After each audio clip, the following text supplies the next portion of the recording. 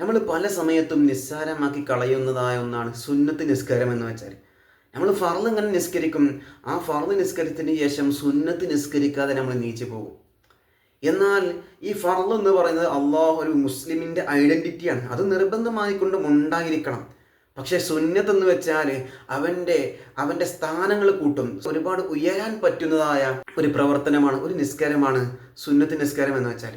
മുത്തറസൂൽ സല്ലല്ലാഹു അലൈഹി വസല്ലമ തങ്ങൾ പറയുന്നുണ്ട്, ആഖിറത്തിൽ റബ്ബ് സുബ്ഹാനഹു വ തആല നമ്മുടെ റിക്കാർഡുകളൊക്കെ പരിശോധിക്കുമ്പോൾ വല്ല കാരണവശാലും എന്തെങ്കിലും പ്രശ്നങ്ങൾ സംഭവിച്ചുകൊണ്ട് ഫർദ് നിസ്കരിക്കാതെ പോയിട്ടുണ്ടെങ്കിൽ, അവിടെ ഒരു വിടവുണ്ടെങ്കിൽ, ഇപ്പം ലുഹറിൻ്റെ അവിടെ ഒരു വിടവുണ്ടെങ്കിൽ റബ്ബ് സുബ്ഹാനഹു വ തആല പറയും, മലക്കുകളോട് പറയും, ഓ മലായിക്കത്തെ, നിങ്ങൾ ആ കിതാബിലൊന്ന് നോക്കൂ, നിങ്ങൾ വല്ല സുന്നത്തിനെയും കാണുന്നുണ്ടോ, സുന്നത്തി നിസ്കാരത്തെയും കാണുന്നുണ്ടോ?